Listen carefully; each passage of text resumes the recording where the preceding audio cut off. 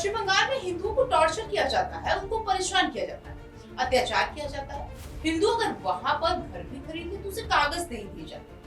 हिंदुओं और दलितों के खिलाफ अत्याचार हो रहे हैं और मियाँ जी खुलकर बिना किसी डर के लोगों पर अत्याचार कर रहे हैं। मतलब ममता की सरकार में उनके लिए ना तो कोई नियम है और ना ही कोई कानून, डर भी कोई नहीं। वो तुष्टीकरण की राजनीति करती है। ये कहना है यूपी के मुखिया योगी आदित्यनाथ, और ये कहना भी क्या, जो हो रहा है वो दिख भी रहा है। हिंदू पलायन कर रहा है, अधिकारियों को कैद कर लिया जा रहा है, बच्चे सड़क पर हैं और मुसलमान वो तो ममता दीदी की गोद में पड़ रहे हैं। लेकिन गौर कीजिए और ये सोचिए कि ममता को योगी से इतना डर क्यों है। वो इसलिए क्योंकि उनको पता है कि योगी के आते ही सब कुछ दीदी के हाथ से निकल जाएगा। पश्चिम बंगाल के विधानसभा चुनाव के मैदान में योगी ने जबरदस्त एंट्री मारी है। उन्होंने बांग्लादेश में हिंदुओं पर अत्याचार के मुद्दे को जोरदार तरीके से उठाया और ममता की सरकार की चुप्पी पर सवाल भी खड़े किए।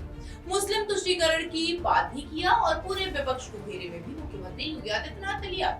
सीएम योगी ने बीते दिन लखीमपुर खीरी में बांग्लादेश से विस्थापित हुए हिंदुओं के परिवारों को जमीन पर मालिकाना हक देने संबंधित कागजात वितरण के बाद बंगाल के इस रण में इस मुद्दे को छेड़ा। सीएम योगी ने मियापुर का नाम बदलकर रविंद्रनगर किए जाने को गुरुदेव रविन्द्रनाथ टैगोर से जोड़ा और अब वो पश्चिम बंगाल विधानसभा चुनाव के मैदान में उतरकर सीधे तौर पर मुख्यमंत्री ममता बनर्जी को निशाने पर लेते हुए दिखाई दे रहे हैं।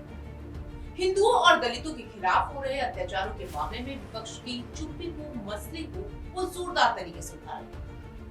इसके जरिए वो मुस्लिम तुष्टीकरण की बात भी करते हुए दिखाई दे। ऐसे में पश्चिम बंगाल विधानसभा चुनाव का वर्णन उत्तर प्रदेश के लिए भी महत्वपूर्ण माना जा रहा है। सीएम योगी ने पश्चिम बंगाल विधानसभा चुनाव के रण में भाजपा उम्मीदवार के लिए वोट मांगा और इसके साथ ही पश्चिम बंगाल को बीजेपी की सरकार आने पर बदल दिया जाएगा, ये भी कहा।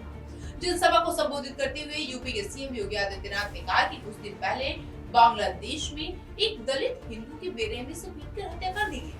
हमने इसका विरोध किया, लेकिन बंगाल की मुख्यमंत्री ममता बनर्जी चुप रही। सीएम योगी ने इसका कारण भी बताया और कहा कि वो डर गई।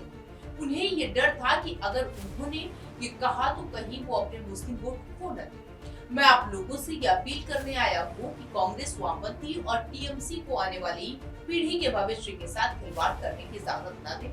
ये लोग प्रदेश में दुर्गा पूजा और नवरात्रि के उत्सव के दौरान बाधाएं खड़ी कर दें। अब हमें इससे स्वीकार नहीं करना चाहिए, हमें इसे बर्दाश्त नहीं करना चाहिए। ये हम सभी के लिए मिलकर काम करना चाहिए और बंगाल को पुरानी शासन वापस दिलाने की बात भी उन्होंने कही और ये कहा कि शांति वापस दिलाएंगे और ये अच्छा काम ही है, अच्छा समझ है।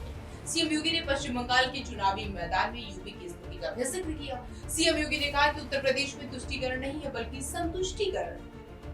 अब प्रदेश में दंगे नहीं होते। उन्होंने कहा कि यूपी में जितने भी माफिया थे सब जहन्नुम की यात्रा पर चले गए।